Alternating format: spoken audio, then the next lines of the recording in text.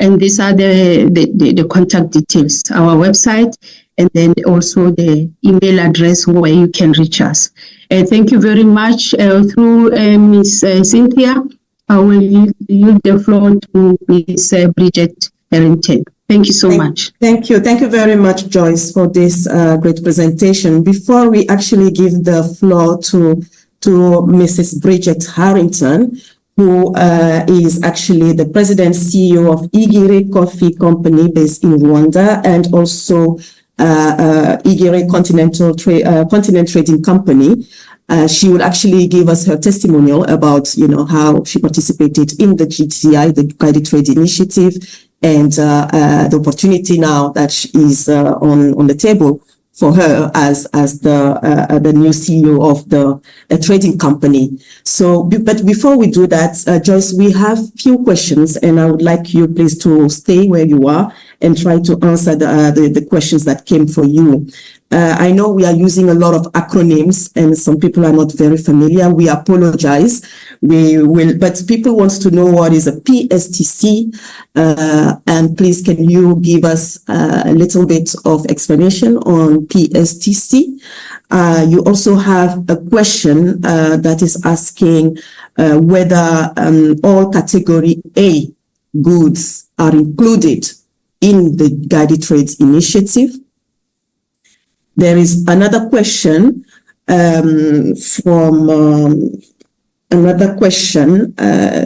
which is a very practical question that says, I need to move baskets from Tanzania to Kenya. Where do I begin?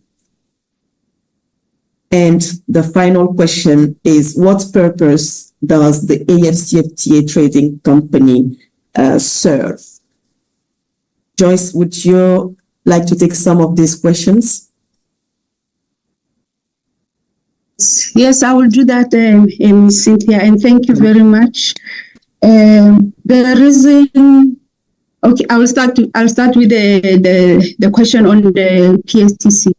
The PSTC's provisional schedule of tariff concessions. We mentioned in this way because it's specifically included in our documents that this is the stage where the tariff offers is what the countries exchange with each other. That is showing the product code, the description, the level of preference that they are offering to each other. So a tariff offer that Ghana maybe is giving to I'll give Rwanda, or any country that is even outside the regional economic community. That's what we call the PSTC. It's provisional because, as I explained, is the offer that the countries will use, and according to the modalities, I would say what the countries agreed to before they started the negotiations, they need to have a way of phasing out of duties. So the tariff offers are showing the phasing out of duties, and the products that are exchanged with these countries are divided into categories. So I am happy to hear the mention of category A, meaning already our participants are aware that we have three categories. We have category A, B, and C.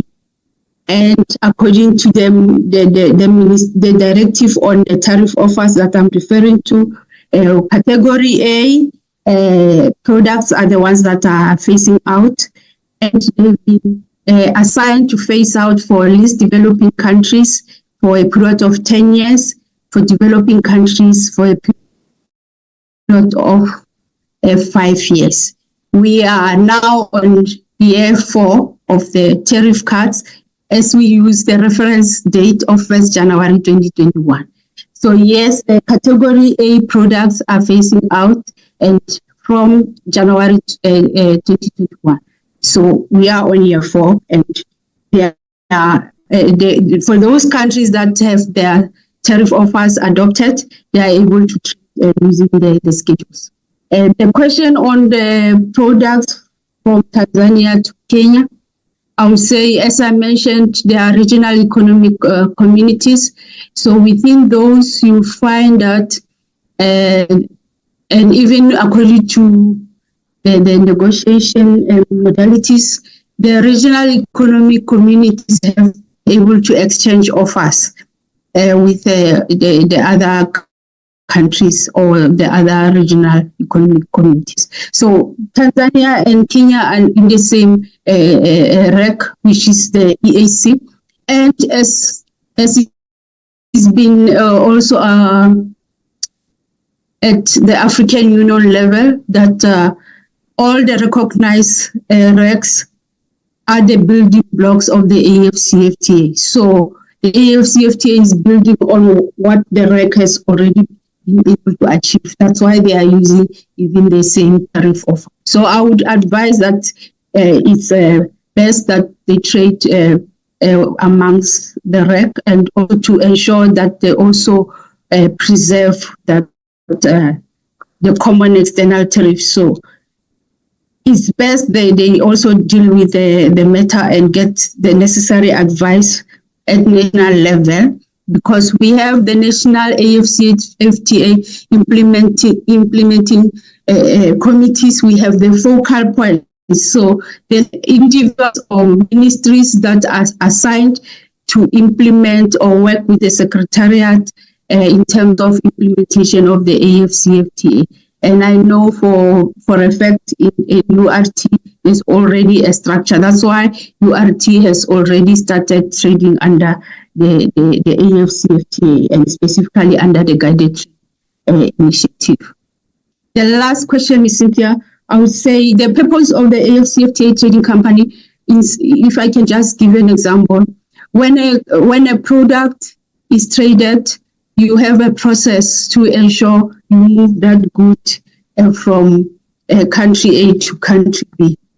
So, but from leaving the factory or even production, there are functions or services that are required to support the importer and the exporter to make sure those goods reach the destination. So you find that there's a need to have transport to transport those goods from the factory. There's a need to maybe to transport those to the harbor or port, where they still need to be able to be insured. There's a need, even before they leave, they need to be able to comply with the necessary procedures or regulations. There's also a need for research or even a register of potential clients or suppliers or partners. That is one form that the trading company can undertake. So it's a whole range of activities and functions that range from warehousing, transportation, insurance, regulatory compliance, insurance, and so on and so on. So that's the purpose of having these structures, to ensure we support even the SMMEs, especially the youth also and women, to say you have some services that can be offered to you. Please, you can have an option to concentrate on what you do best, what you produce in a factory, and then the other activities will be taken care of and will halve the period of transporting the product, and even reduce the cost of doing business, including the transactions that need to happen.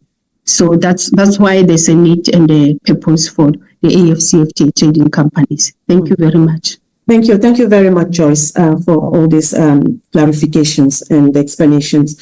We will now move on to give the floor to a businesswoman, Madam Bridget Harrington, who will talk to us about her experience trading under the Guided Trade Initiative.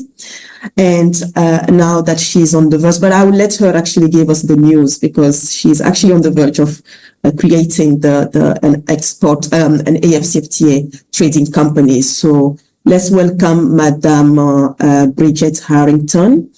As we wait for her to appear on the screen, I would just like to mention that I think just now the email of the Secretariat was on the slide that was presented by my colleague Joyce. So you have an email on which you can write to us directly, and we will direct your questions to the relevant department for them to answer. There has also been a lot of requests in the questions and answers panel tab about the 34 countries that are now part of the Guided Trade Initiative. I will also request my colleagues from the Department of Trade in Goods and Competition to actually post the names of the countries in the chat for you, so that you have these informations. There was also a quick question about whether the 34 countries were all fully compliant. No, we are still working with some of the countries to actually become compliant and helping them to domesticate the AfCFTA instrument, the e-tariff book, etc. Working with the customs and also making sure that they have the relevant, structures in place. So work is ongoing, but all this information will be made available and it will be posted in the chats for your reference. Thank you very much and welcome, Madam Bridget Harrington. The floor is yours. Thank you. Good morning. I am trying to figure out how to present this information so that when you walk away from listening to me, that you walk away with something that will help you with your business or to be able to move forward. So I've broken it down into 3 different sections. The first one is a guided trade initiative for 2022. The second one was AfCFTA as it relates to Rwanda. And the third one is the AfCFTA Trading Company. And things have been, I must admit, they've been slow in planning and in coming, but they're coming. In 2022, we were the first company to export coffee, which was processed packaged coffee from Rwanda to Ghana. In terms of the ability to be able to do that, and I'm sure that all of you that are here that are business people know that if you're on the end where you have a product, you have to have a buyer. What made this process easy for me was the fact that I owned a company in Ghana who was able to import the product and then was able to distribute the product. And I think that this is the place where most people get stuck because you possibly have a product that you're selling in your country, but you don't know anyone in Nigeria, or you don't know anyone in Egypt, or you don't know anyone in Cameroon that you could sell your product to. And then the other part to that is perhaps when you look at what you are capable of exporting, you feel that you don't produce enough. So this is where some of the cooperatives come into play, and this is where teaming up with other companies that are producing the same products or complementary products to yours come in play. When we got ready to, well, first off, a little bit of background on the company. What we do is we work with a women's coffee cooperative in a place called Rushashi in Rwanda. And this women's coffee cooperative is comprised of 700 women plus that survived the genocide against the Tutsis in 1994. And these women were brought together to grow coffee to be able to support themselves. So what my company does is my company buys green coffee from them, which is what a lot of the companies do in Europe, Asia, and also the United States. The difference is those organizations purchase the coffee, have it shipped to their continents, they process it there, they add value to it there, they package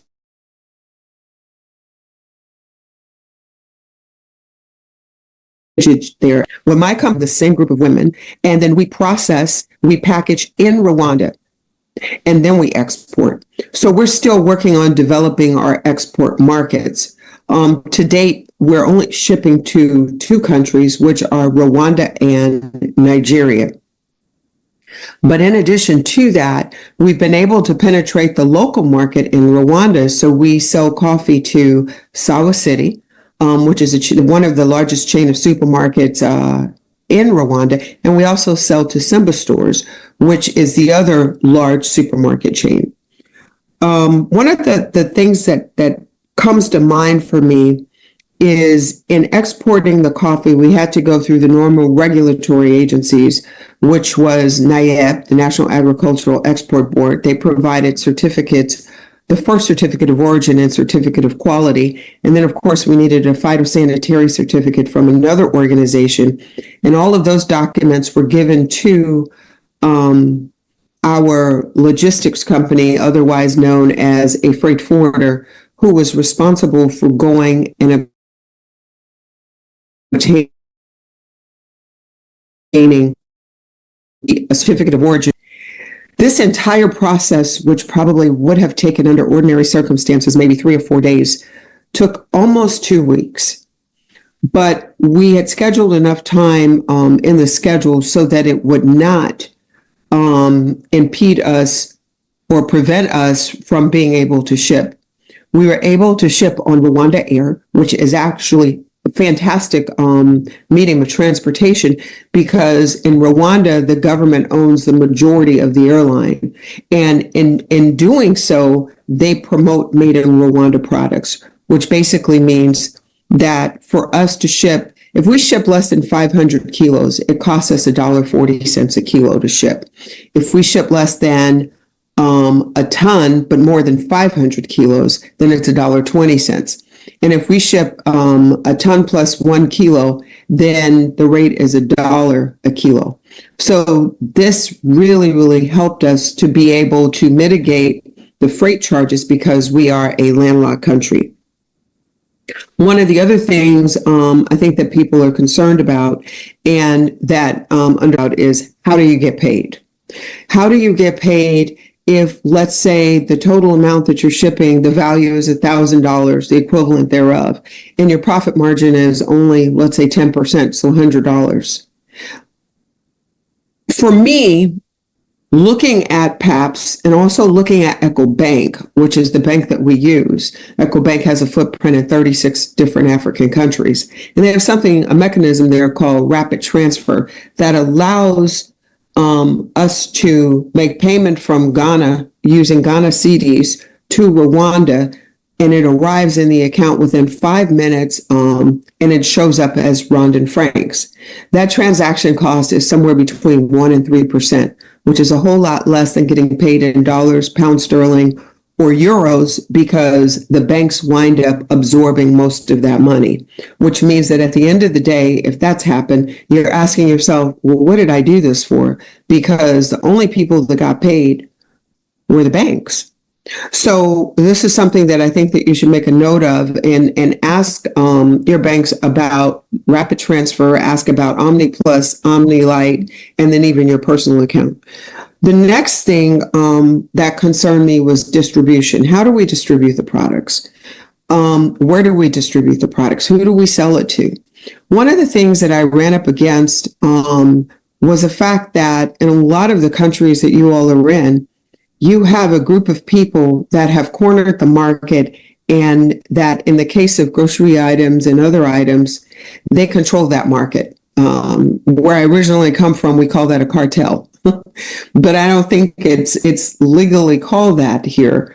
So those people pose a barrier for your products entering into that market. And so at that point, when we realized that that was what was going on here in Ghana, then I had to get creative in terms of how do we penetrate the market. And I love the fact that we're in 2024, because we are in 2024. There are so many other mediums that we can use to sell our products in the market. And what comes to mind is e-commerce. And I think that that's something that each and every person should consider when they're thinking about how do I penetrate the market in another country. When you look at e-commerce, it in a lot of cases is as simple as posting the products online, negotiating a contract with whoever the e-commerce platform is, whether it's your own platform or whether it is a platform that's on par with Amazon, for example. And this is another way that you could penetrate the market. In looking at that, the only challenge that I foresee, well, there are a couple challenges that come with that. The first one is, well, how do people know that I have product available in that market. And this is where it becomes very interesting. And this is why I love the fact that we live in 2024 now, because we have to start looking at the media avenues that are available to us. And what comes to mind is social media. So you're talking about the TikToks or X's, TikTok, X, Instagram, Facebook, WhatsApp, and so on and so forth. These are avenues that you could look at in terms of advertising your products in that market, and then subsequently being able to start to sell the product in the market, which will provide you with a platform to enlarge the space that you're actually selling your product in. So that's the first thing. When I move into the second category, which was AfCFTA Rwanda, Ijeri Coffee Company was the first company in Rwanda to import under AfCFTA. And the product that we imported was cocoa powder. And that came about because, and by the way, this happened in 2023. It came about because the supermarkets that I actually sell coffee in, I was in one of them one day and just, poking around, checking to see how the coffee was doing, where they had actually put it on the shelves and making sure it was visible. I ran across a cocoa powder that's being produced in the UK and that's being sold in Africa, Cadbury. And I thought that was very interesting. And I picked it up and I looked at it and I realized that it had powdered milk and it had sugar and it had all of these other additives. And so immediately I went to the buyer of the store that was buying our coffee and I said, why do you have cocoa powder from the UK that you're selling in the store when we're actually in Africa? Why aren't you buying like 100% cocoa powder from another African country? He says, oh, we don't know any. I said, okay, I'll be back. So I brought a sample from Ghana that's very well packaged, that's very well labeled. And what we have been able to do in the last, I would say 6 months, is to start to replace the cocoa powder that was on the shelves. So this was the first import into the country. When we imported it, it came in under AfCFTA with the relevant certificates. The duty was 0% on it.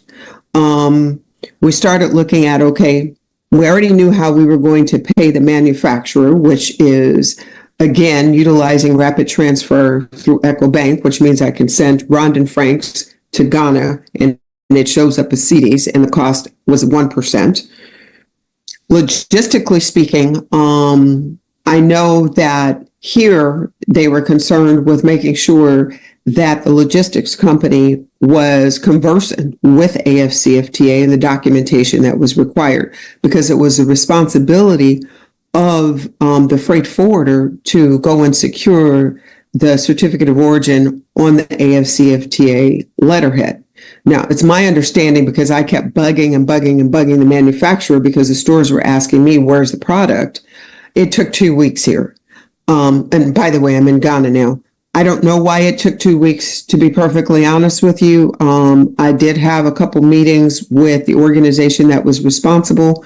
They told me they were going to look into it. I've not really heard anything back on that.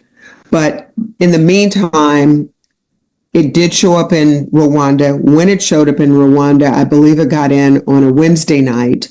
It took virtually all day for them to offload the plane, and that came in on Rwanda Air as well.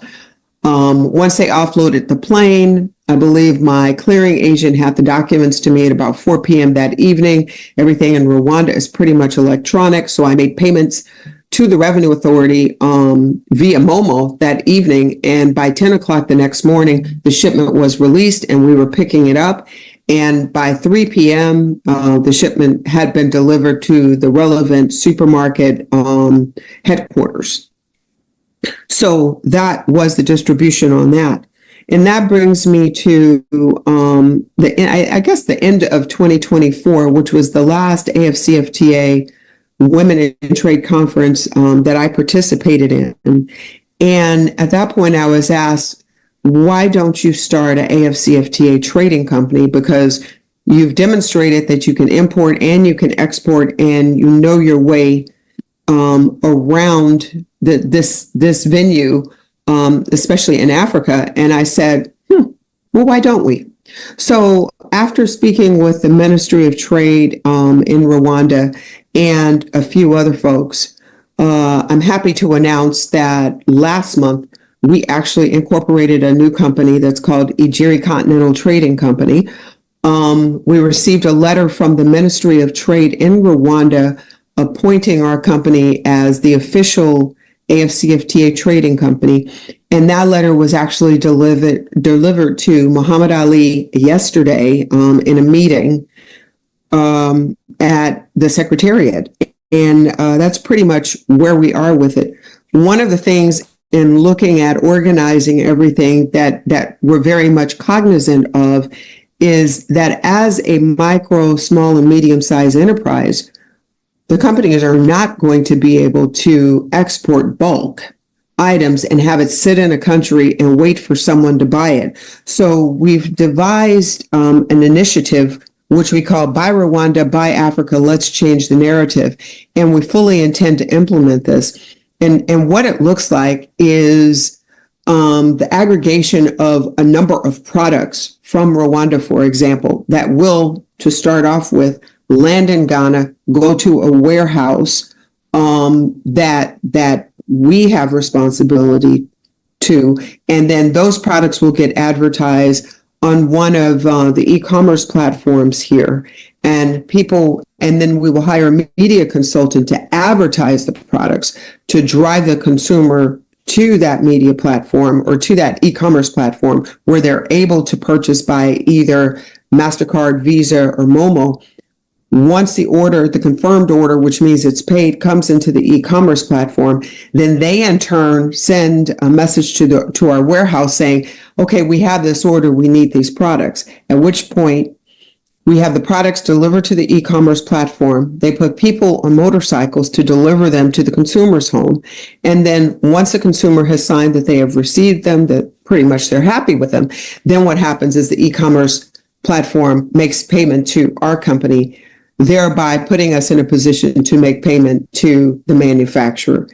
The beautiful thing about the products coming from Rwanda is because Rwanda fully believes and supports AfCFTA, there are, I believe, 4 or 5 flights a week from Rwanda to Ghana, which allows us to take a minimal quantity and then be able to check our inventory system on a regular basis to know when we have to order new product from that small business. And what it does is it, number one, minimizes the investment that the small business has to make, but then number two, it allows them to grow organically. That's pretty much what we're doing. I don't know if there are questions or concerns maybe that I can answer or that I can assist with. So thank you very much for listening to me, and I hope you all have an amazing day. Thank you very much, Madam Bridget Harrington. Thank you so much for sharing this information with us. I'm sure that it is very well appreciated by the amount of hands that I see clapping on the screen. So thank you. I think I have a question, and I know earlier you mentioned that you met Mr. Muhammad Ali. I just want for the participant to know that Mr. Muhammad Ali is the Director of Trade in Goods and Competition in the AfCFTA Secretariat. There is a question for you, which is, it says, how long does it take to obtain the AfCFTA Certificate of Origin? Has the time period always been the same or gotten shorter since you started trading? And if shorter, what efforts were made to shorten the process? So that's a very good, interesting question. And the way I put it like that is it really depends on what country you're in and how your customs is set up and who's going to process that certificate. So for example, in Rwanda, it takes about 4 or 5 hours from the time that my freight forwarder presents the documentation to customs for it to be turned around and she walks out of there with our AfCFTA certificate of origin. In Ghana, it's a different story because from what I understand, in order to get the document, it had to be submitted to one of the Ghana agencies that is affiliated with AfCFTA. In fact, they're in the same building, and then they process the certificate. So it took 2 weeks. I don't know why, and I don't know what the process is in Ghana. So my suggestion is that you contact your freight forwarder in whatever country you're in and ask them to find out, or you contact customs directly or your revenue authority. Thank you. Thank you very much, Madam Bridget Harrington. So we will move to the next presentation, and I will call my colleague, Ms. Kwena, to actually come up and present the non-tariff barrier portal. We are trying to answer as many questions as we can by text, but as we go through, we will be able to answer some of them live as well. There are also a few questions about the private sector database. Please, this database is open for all businesses to register. As you understand, this is the AfCFTA private sector database that we want to actually establish for many reasons. It will serve to communicate information around the AfCFTA and for business matchmaking. So it's important for us to have that database. And so if you want to actually be kept updated on what the AfCFTA does, to be kept updated about the platforms that are being, developed, any information, the forums that we have, participation in those, please do so, register. This is how you will be able to fully participate and be really at the core of the work of the Secretariat. So yeah, I see that Madam Kwena is ready. Please come with switch on your camera. Yes, you're there. Thank you so much. The floor is yours. Thank you. Thank you very much, Ms. Cynthia, for the opportunity to present. Good morning, colleagues. Good afternoon, wherever we are in the continent. My name is Kwena Malapo, and I will be making a presentation on the AfCFTA non-tariff barriers reporting, monitoring, and eliminating mechanism. This morning, we have had a number of discussions and information on what how far trading has gone now in the AfCFTA. And one of the tools that we are presenting before you this morning that has been developed as a supporting tool for implementation of the AfCFTA is the mechanism for reporting any possible barriers. And what I will do this morning, since we are already out of the allocated time, I will do my best to try and present it to you as quickly as possible.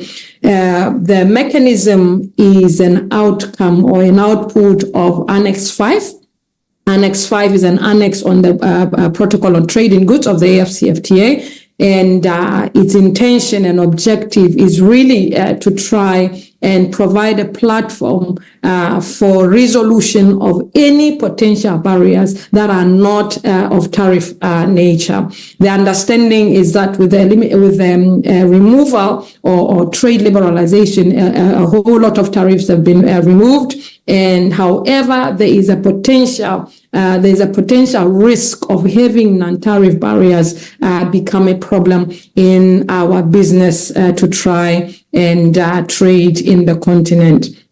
So what the Secretariat has done, it has developed this mechanism, and I will show you briefly how it operates. It is an online mechanism, And the intention is that it can be accessed anywhere where there is connectivity. If you look at on the screen as you have it now, you have also the potential reporting via mobile, which is coming soon, and that is still being worked on. And this is a possibility where there is no connectivity and you only have telecoms network available in those areas.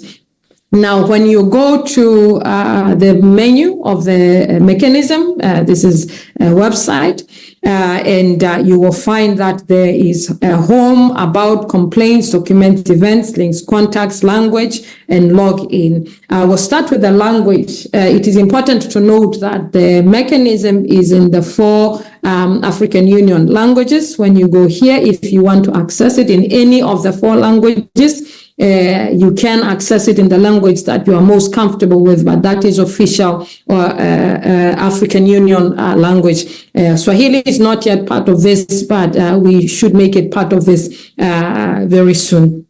And now, the other important thing to know before using this is the login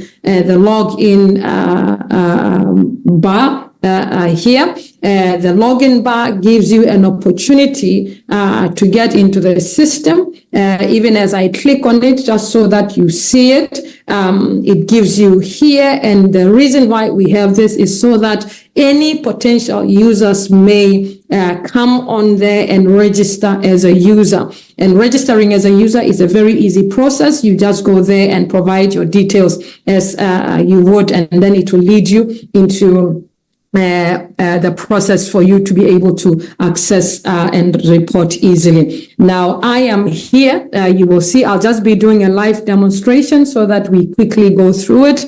I am here. I'm already registered. So all I need to do is to go into the system so that I will show you easily how you report in the system.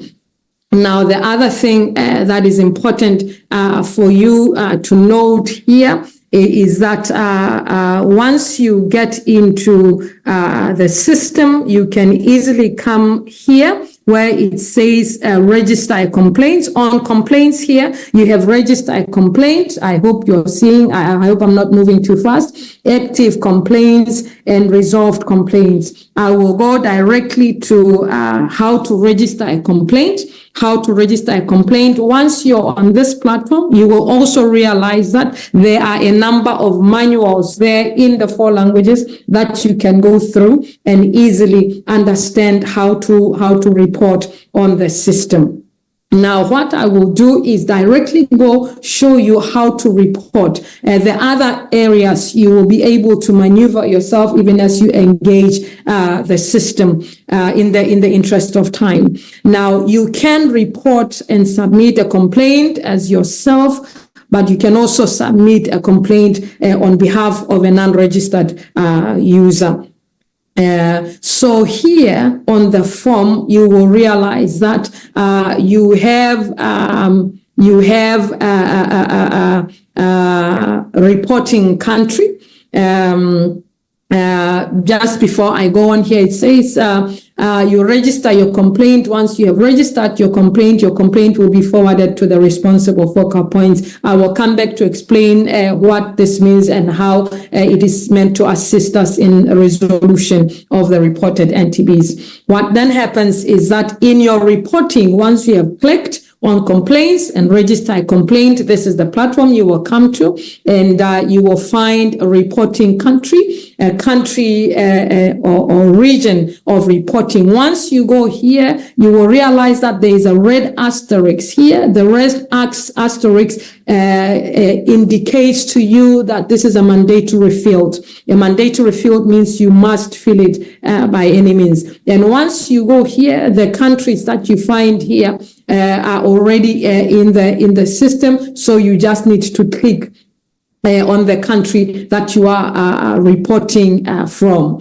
Now, details of occurrence. The next thing is details of occurrence. Here, you provide details of the trade barrier that you have encountered in trading in the AfCFTA. Now, the location of the non-tariff barrier is the first thing under details of occurrence, and it is mandatory. You see the red asterisk there, and here you select the country or region in which you have experienced the trade barrier. Here, the difference with the country here of origin is that you're reporting a country. If you're reporting against a certain country, sometimes it's your own country, then you come back here, you also put the country as you would have experienced the trade barrier from. Now, the next thing that you do is once you've selected the country where you experience the trade barrier, I just selected the country for example purposes.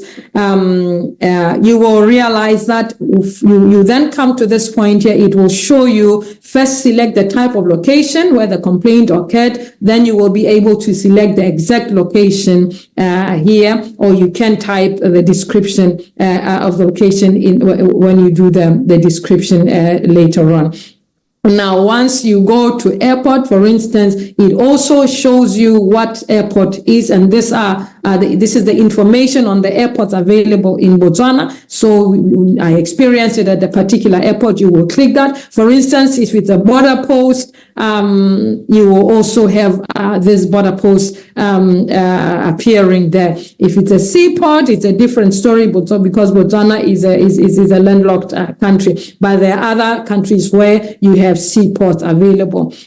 So this you then do. Now, the date of occurrence here, you provide the date of occurrence where the non-tariff barrier occurred. And the next thing that you have to provide that you may not necessarily provide, you can realize here that there is no asterisk. So here is optional. That means you can, if you know, you can put it. It's here, but if you don't know, you don't have to put it. Now, I will speak briefly on this categorization here of non-tariff barriers. What you see here as categorization of non-tariff barriers is what you find as agreed in Annex 5 as Appendix 1. Within the context of the AfCFTA agreement, these are what we classify as non-tariff barriers. Anything beyond what has been agreed in according to Annex 5 and Appendix 1 of Annex 5 may not necessarily be considered as a non-tariff barrier. This does not mean may not necessarily be barriers in a way, but they may be beyond the scope of trade policy. And I'm talking about issues of security, sometimes that are beyond barriers, issues of maybe health, issues like maybe pandemics and all sorts of things like that, that are beyond trade policy. But within the context of the AfCFTA, this is what the categories of NTBs would look like. However, as I said, here you are not expected to know this or to even know what it should look like. This is just for those that know, or if you don't know, you have to leave it. But what is critical for you to report on is on the detailed description of the trade barrier or incident. Here, you will see that there is a red asterisk, so you are expected to provide details of what took place. You may not know. The understanding is that not everybody is a trade policy expert, but what you are experiencing, somebody else, the focal points that we sort of mentioned earlier, would probably know where to place such an incident if it falls within the category of NTBs as classified, as categorized by Annex 5. So this one here, the detailed description of the trade barrier or incident is mandatory, is a mandatory field, and therefore must be provided. The next thing that is mandatory is the details of affected products. Here you have to provide details of affected products. If you know it's potatoes, you know it's potatoes. If you don't, if you know HS coding, for those that have been trading maybe for some time, you know what type of HS coding is, you put it, but it's not mandatory. This will be done later. But if it's potatoes or tomatoes. Now, the other area of importance is the product value. The product value is not mandatory as well, but it is encouraged that you put it so that information documentation is known in terms of the value of the consignment that you are dealing with, or even the importance, attached to the consignment that you are dealing with. So it is important, but it's not mandatory. Now, once you come here, you find that there is supporting documentation. Supporting documentation here, you will see there's no red asterisk. So you need to upload here, for instance, any documentation which you may have to be relevant to this complaint. Otherwise, you leave it blank if there's no supporting documentation. But we encourage that you provide something so that it is easy to follow up. I recently, when we presented the mechanism in Kampala, one of the feedback that we got was why not make supporting documentation, because it actually makes it easy for the focal points to follow up. So far, it is not mandatory, but it's something that maybe the subcommittee may decide whether to make mandatory or not. Otherwise, once you have added your files, depending on how many files you add, then you come to submit your complaints here. You submit your complaint here, and once it is submitted, you then we come back here in terms of where does it now go. The resolution. Once you have submitted, it comes to the AfCFTA coordination unit. This is where we sit within the Directorate of Trade in Goods and Non-Tariff Measures Division. This is where we sit, and it comes to us, we vet it, and we send it out to the relevant focal points if it has been agreed that what was submitted is a legitimate NTB within the context of the AfCFTA. We have received a number of things that are complaints that are not necessarily NTBs according to the categorization of the AfCFTA. So we have not sent them, or we have just gone back to respond to the people that have sent them to say, provide more information, or other things. Other things are criminal activities that may be that need reporting to the national authorities, and things like that. So once this has been done, the intention is to have the focal points respond timelessly to the complaints that have been put in place. Now, some of the complaints that have been put in place, that have been reported, may be, easy things that one focal point can take a phone call and call the focal point in Botswana or in Accra or in wherever, once this has been submitted. Others are of, legislation nature. They may not necessarily be reported easily. Responded to that easily because they need more time. But each country, according to the annex, is supposed to have both the focal point and the National Monitoring Committee as a platform where the resolutions should take place, or reported NTBs should come to.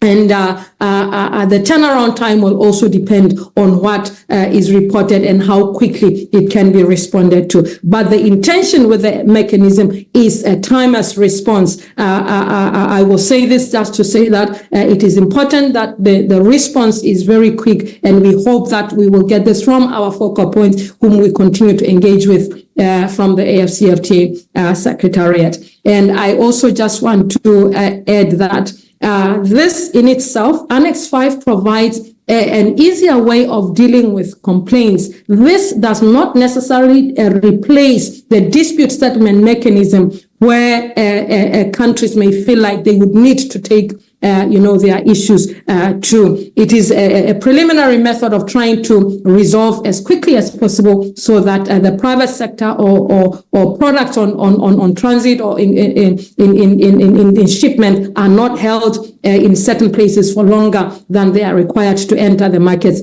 that they are supposed to enter. I have tried to do my best. Thank you very much for this opportunity, Cynthia, and I hope that the other presentation on standards we can do in another session. Thank you.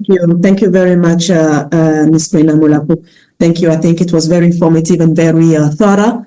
I know we were supposed to do another presentation on standards and, technical barriers, sanitary and phytosanitary, but because we are running a little bit late, ladies and gentlemen, we will try and catch up on that tomorrow.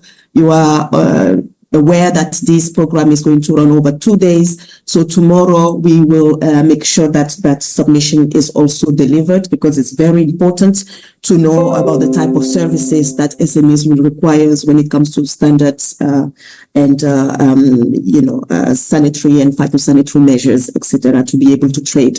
What we will do is we will take a 5 minutes break. Just for people to, stretch their legs a little bit, and for us to also, for everybody to digest, all the information that has been provided. There are so many questions coming up. We are trying to respond to those. Some of the questions are actually anticipating on the discussions that we'll have tomorrow. People are asking about the protocol on women and youth in trade, about the payment systems, the Pan-African and payment and settlement system. This will be actually discussed tomorrow. We have tomorrow 5 presentations. It will be about the Africa Trade Gateway, that includes the PAPS, the Pan-African Payment and Settlement System. We will have another presentation on one of the tools that we have also developed, which is a platform which is called the AfCFTA Hub, which is actually on our website. And then we will also have, we will listen to a briefing on the recently 2 protocols that has been adopted by the African Union, which is now completing the agreement framework. And those 2 protocols are the Digital Trade Protocol, very important for our SMEs, for the intra-Africa trade, and also the protocol on women and youth in trades. So these will be discussed. So please keep your questions. I'm sure you will find your answers tomorrow after the presentation. And we will also talk about one entity which is part of the AfCFTA agreement or architecture, which is what we call the National Implementation Committees, and the role of the private sector and other stakeholders in those national implementation committees. We'll also present that so that when you are sitting in Lagos, in Kampala, in Kenya, Nairobi, etc., who should be your first point of contact, and what needs to be done at national level if we really want to see engagement with the stakeholders at country level, and if we really want to see the AfCFTA agreement implemented as we really want to see it implemented and deliver on its mandate. So let's take a 5 minutes break and we will come back shortly. Thank you very much.